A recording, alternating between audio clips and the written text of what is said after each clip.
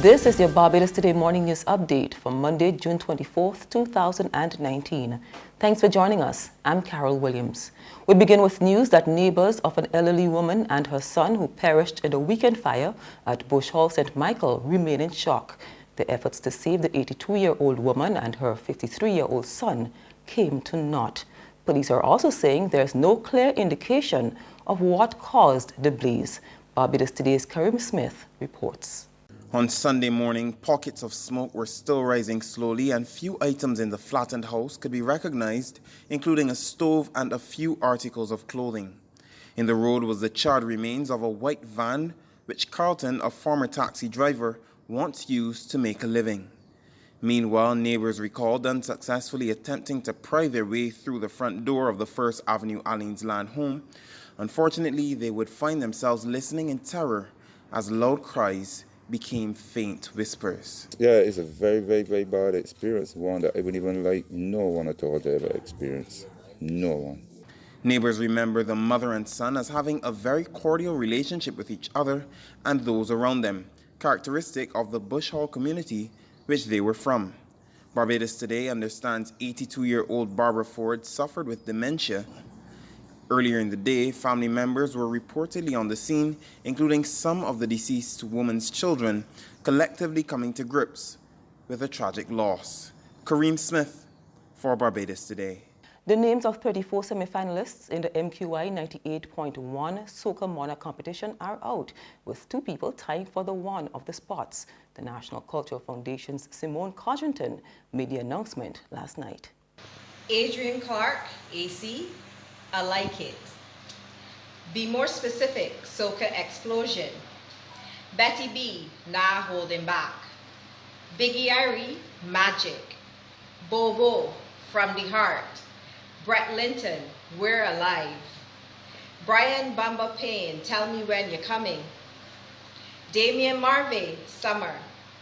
Faith, All Night. GQ, I Got Life. Grateful Co, Do Thing. Hotter Flames, Thanks for Life. Jamal Slocum, Alive. Just D, So What. Lead Pipe, Sometime. Lizzie J, Infatuated. Marsville, Oh We. Mighty Griner, Security. Mike Thompson, A Fed Up. Mr. Dale, Millions. Mr. Blood, Calories. Natalie, Why We Live. Peach Bless, Good Vibes. Queen T, Keep Up. Ray Danger, Ain't Missing Me. Renee King, Wish List. Sanctuary, I Pledge. Shanta, Drip. Shaquille, Darling. Skung Young, So Happy. Sugary, Sugar. TC, Music. Walks, Champions of Color. Yannick Hooper, Woman. The Democratic Labour Party, DLP, is under fire from within its own ranks.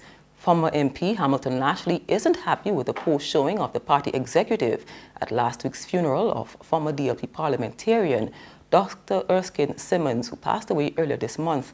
Lashley, who attended the funeral at the Holton Methodist Church on Thursday, said he was shocked to see only a few DLP members in attendance.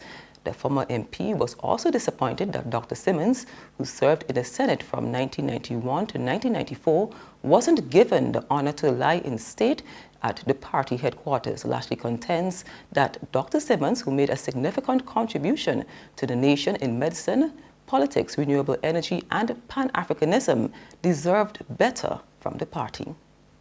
Try community mediation first. That suggestion from Chief Justice Marston Gibson, who's recommending this as a first option for settling disputes. While all civil court cases will undergo mediation from September, Sir Marston wants to keep disputes out of the courts where possible. He was addressing the launch of a program titled Conflict Resolution Solutions, the Principles of Community Mediation and Restorative Practices at the Valley Resource Center, Glebe, St. George. That if you try your community mediation and it doesn't work and you come into court, you are going to be compelled to go through court and next mediation. So therefore, no civil case in Barbados after September will get to a judge to resolve until it has gone through the mediation process. And to make sure that it goes through the mediation process, we have, as I said, put the means steps in here so no one can say, well, I can't afford it, so I'm not going to mediation. If you can't afford it, we will find a way of getting the mediator to work with you for no fee, but with the view to getting that case resolved. So Morrison also made a case for more members of the clergy to get involved in community mediation. And it may well help us if we have a wider participation by religious leaders, because the mediator must be a person that you respect. You don't go to you go to court whether you respect them or not, because you have to. With a mediator, mediators are chosen by the parties, and so you will choose someone whom you respect, and persons such as priests and other religious leaders are persons respected in the community.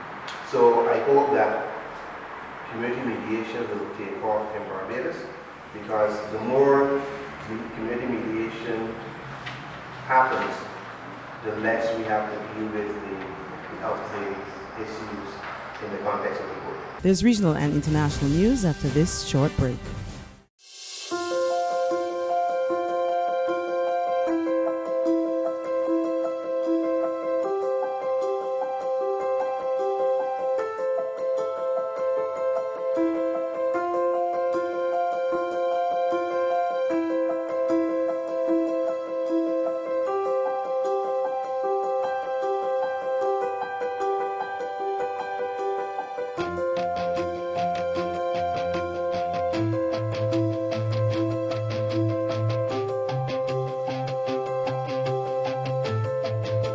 Barbados Today, news you can trust.